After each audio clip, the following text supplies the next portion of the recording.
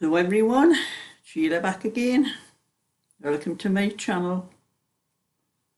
I am doing the base for another bag.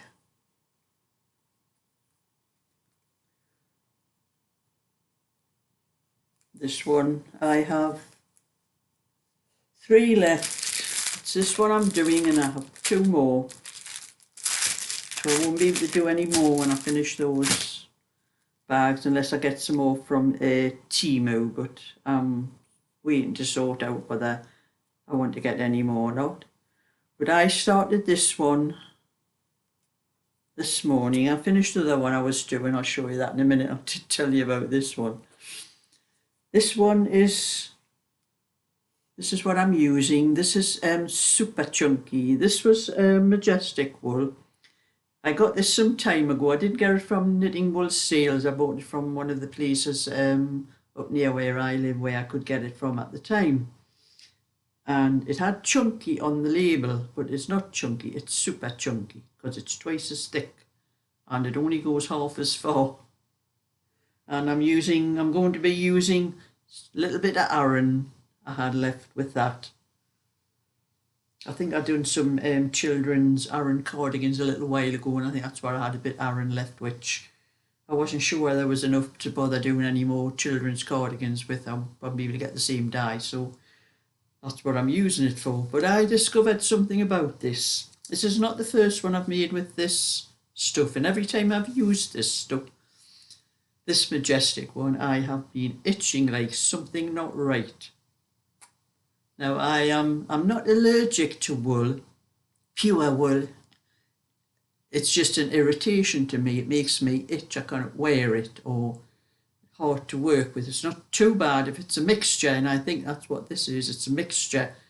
The majestic doesn't tell you what the wool is. It just says mixed fibres on the label, and I wish they would tell you what they were, because I started wondering about this. I don't know if you can see it on there, but if I hold it really close, you can see all the little bits of, it looks like bits of fluff. I think that's the wool. So I did a test with it, which I've done before to find out whether something it was wool or whatever. If I wasn't sure what it was, I just cut a piece off and I burnt it in an ashtray. If it's wool, pure wool, it goes to ash. It burns to ash. You can move it about. You know, I use a little matchstick and move it about. And if it's wool, that's what happens. It goes to ash. But if it's like polyester or acrylic or nylon or anything like that, it goes into little hard lumps, little balls. So I burned a little bit of this just out of curiosity, and some of it was ash and some of it was hard lumps. So I know it's a mixture of wool and probably acrylic. And that's what's making me itch. And I have been working with this, and I touch my face, and I'm trying not to touch my face because I have dermatitis. I get little scaly patches of skin on my face, and I start touching it with this. That makes it worse. So I have been riving at my face today, and that's what made me do a test on this. So I'll be glad when this is used up, so I'll be very careful whatever I buy. Washing my hands and everything afterwards, just to get the thing. But I'm just doing this, the base of it this morning, because I have been doing another one. I'll show you that one in a minute when I finish this base. I'm on to the last 1 or 2 stitches. I'll fasten it off at the top there. And that's ready to add the Aran to it and start working around the roller. Because I've done enough crochet this morning, because I finished off the other bag I was doing yesterday. So that one's ready for to just start. So I'll have to put that somewhere, and I'll put that hook. That is a very old hook. It's one of my very first hooks that I bought. It has size 10 on it, which is old English sizes before we changed to the millimeters, 3.25. And I've been using that to go through there, and it's been bending like something not right. It's metal, but I've been using that much force to get it through and pull that wool through, and that it's been bending it. I'll have to find one of my older, cheaper ones. I think this is an Aero one, this one. I'll put that away in there. And this is the other bag. I finished it,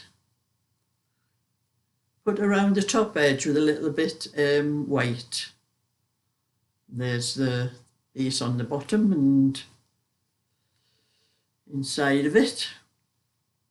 And I have had one or two people ask about buying it, but nobody sent me an email yet. So anybody that wants to buy this is going to have to send me an email so I can sort out the payments. Otherwise, it's going on to my eBay shop on Friday.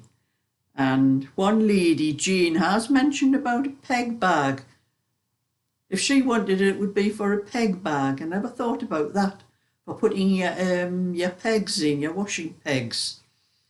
So I thought about if I did something like that, I'd put a little loop, like I do, or like I have on here on my. This is my bag for my ball holder. We'd put a little loop like that so you could put it over your washing line. And I have a button over here, but I'd put a button underneath like that so it would go on the washing line, and then you could move it along as you are pegging out things. So that's if anyone wants anything like that, a peg bag, that's what I'll do. I'll put a little loop on so you can hook it onto your washing line. Put that in back in there. I only use that little loop on here if it's in a, like an ordinary ball that hasn't been done in a cake, because these ones here, these just come up straight off the ball. I don't have any trouble with these ones. Now, when I do use these cake things, a lot of people take them from the centre, the wool from the centre, so it just pulls out. But I've tried doing that, and I prefer to take it from the outside, because when you're taking it from the centre, after a while you get less, you get a big hole in the centre and the wool ends up ravelling. So, and another thing I have noticed, when you're taking it from the centre, it tends to twist all the time like that when you're taking it out. And that makes it a bit awkward when you're knitting or crocheting. You've got to keep untwisting it. So it may just be me, but I like to take them from the outside. Let's just put that down for a minute anyway.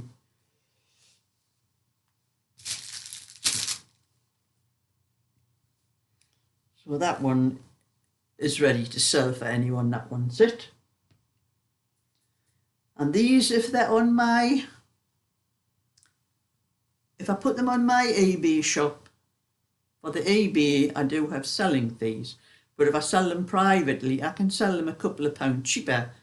They would be about £12 if I put them on eBay, but they're about £10 if I sell them without eBay, because I don't have to pay any fees to eBay if someone asks for them, and just pay me through my PayPal account instead of through eBay.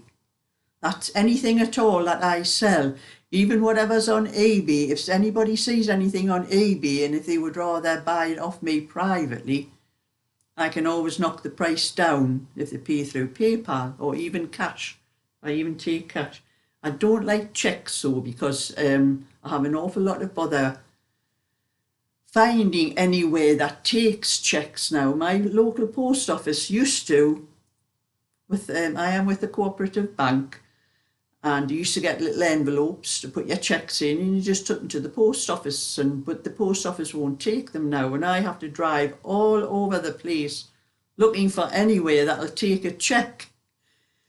Otherwise I have to go all the way into the town, into Newcastle, and I will not go all the way. It cost me a fortune just to drive, if I was to drive there, for the petrol to get there, or if I went on the metro.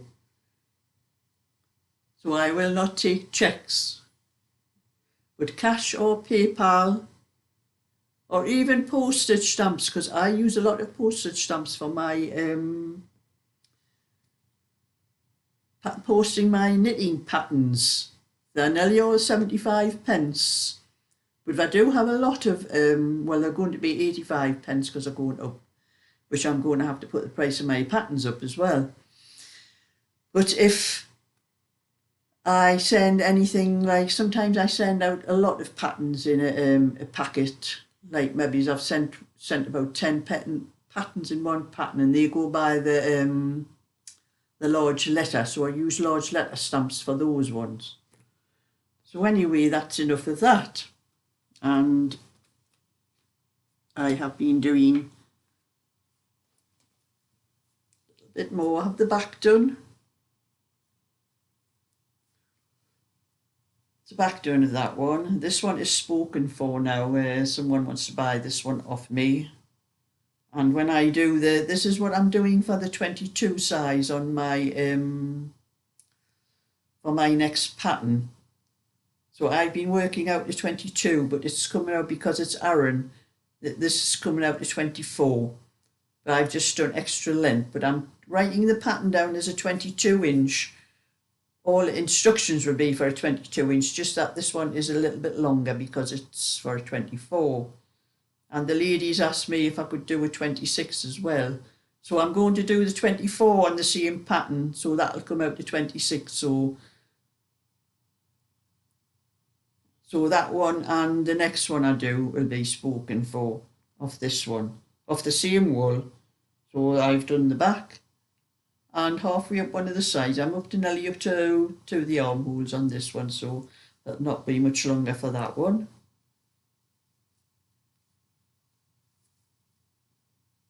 Put that one down. And I have finished the back. And the front is done on my sweater now, and I have just started on the sleeve. So I have just a little bit video. I have put what I've done of my own sweater on the floor so you can see it better. So I'm going to stop this video and show you that for a couple of, well, a few seconds actually. Well, that's the back and the front finished. On with the sleeves now, and then just the neckband to do. So we'll have to sew the shoulder up, do the neckband, set the sleeves in, and finish sewing it up. And that will be another one for myself completed.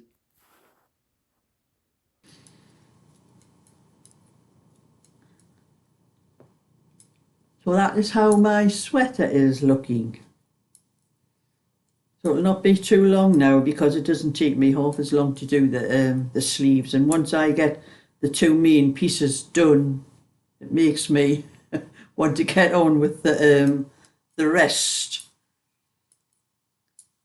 But I haven't done any more of the white blanket, but I am going to do a little bit of that today because my hand and my wrists are a bit better.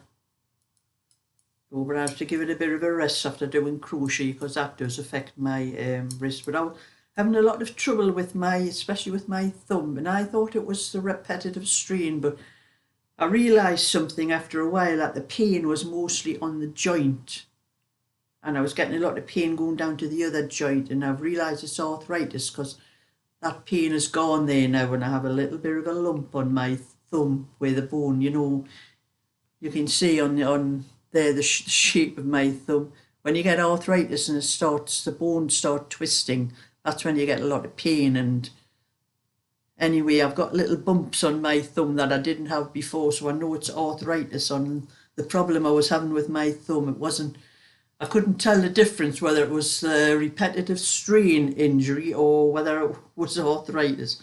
But I think some of the problem I've been having is arthritis as well as the repetitive strain. So when that subsides, everything, I can do a lot more than I could before. So anyway, that's my bit for today. So I'm going to get on with what I can of this cardigan and then hopefully get started on the 24 inch to come out 26 inch. And then I'll be able to start sorting the PDF for the pattern out.